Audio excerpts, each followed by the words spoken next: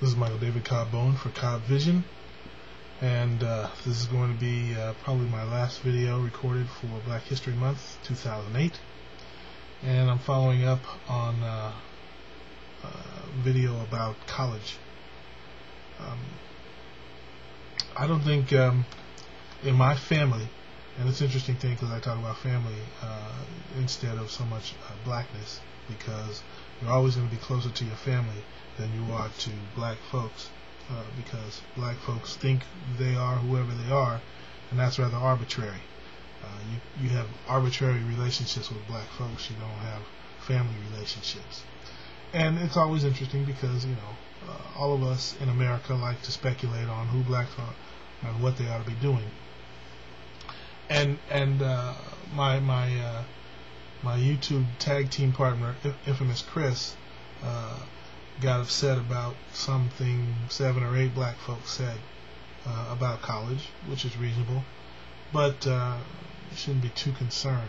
Anyway, one of the first things that I did, I went to school from 82 to 86 in California at the State University, and those were the first years that more African Americans graduated from predominantly white colleges than from HBCUs. And I was in that generation. And one of the first things that I did when I went there was to find a book in the library called Who's Who Among Negro Americans. I'm not sure if it was Negro Americans or Black Americans, but they had all kinds of volumes going back through the 40s, and each of these books was about 500 pages, and they had the names of doctors, lawyers, accountants, businessmen, all kinds of entrepreneurs, all kinds of successful people. And once you see, in a college library, a row of books about 6 feet wide of all these volumes every year, who's who among black Americans, you say, man, black success has been around for a long time. And then you just say, okay, these are going to be the people that I hang out with.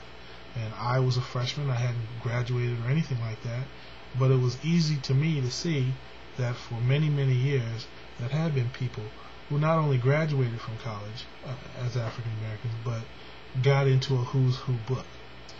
And so I said, well, I looked at my own little black book. It was like 200 people whose phone numbers I had.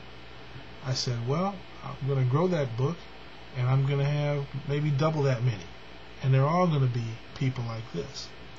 And so it was never difficult for me, even though my family told me you better, to see myself among that particular black community. And it's the truth of any community that you decide to belong to. You just go and look for the people that you want to belong to, and you do what they've done. And my father went to a college on the East Coast, and he went to one of the local fraternities. So when I went to college, I didn't really know anything about black fraternities or much about black college organizations. So that was a whole new and surprising world to me, because there was not that tradition in my family, even though we'd gone to college before. So it was all very fascinating to see me, or to see the ability to get in with black folks who take college for granted, and some that take graduate degrees for granted, some who've been doing this for generations. And after a while you just get used to it. And part of the most difficult thing about, I think, the questions that afflict black folks who are coming or going to college for the first time, or thinking about it in their family for the first time, is that they always have these questions about black America. How come black people are like this? And how come white people do this? And how come all these things are so difficult? And why can't we ever get our stuff together? And it's really just like, it's just a party you haven't been invited to, but the party's been going on for decades. And a college degree don't mean everything, but it can at least get you comfortable with a level of success that you may not have even known existed.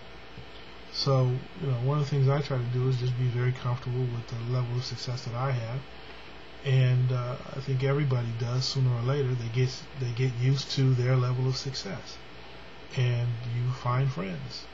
So I mean, there's really cool things. I'll just do a little name dropping. Like some of my buddies, one of my buddies, I'll just talk about two of my roommates. One of my roommates works for aerospace, and he works for satellites. And so he goes around with Sea Launch, and he gets a satellite phone, and sometimes he'll be in the middle of the Pacific launching satellites into space. And he goes to Russia, and he goes to the Seychelles, and he goes to all these various places on the globe. I never know where he's going to be. And it's just a cool thing to know somebody. You're going to say, oh yeah, I know somebody like that. And my other roommate, the one thing he did that was kind of interesting was he went to London, and then he hung around Europe for a while, but he ended up finding a Liberian ship captain, and he just hung out and went across the Atlantic on a ship driven by an African ship captain. And he dined with the crew at the captain's tables, and part of the thing is, what's your definition of success? Well, I mean, getting away from America could be your definition of success, and knowing black folks all around the world could be a definition of success. But whatever it is, people who have college have it, and even if you don't graduate, you've been there, and you take something away from that, and you expand your mind. And when you expand your mind, you get a chance to see things in a completely different way that you never expected, unless you're really going to hold on to your same mentality. And it's scary. I mean, people don't want to take that risk, but it's worth it. And there's always going to be plenty enough black people around. I mean, even if you only know 500 people, that's plenty of people. Anyway, this is Michael David Cobb Bowen for Cobb Vision. Peace. Just do it. It's been done. Join the party.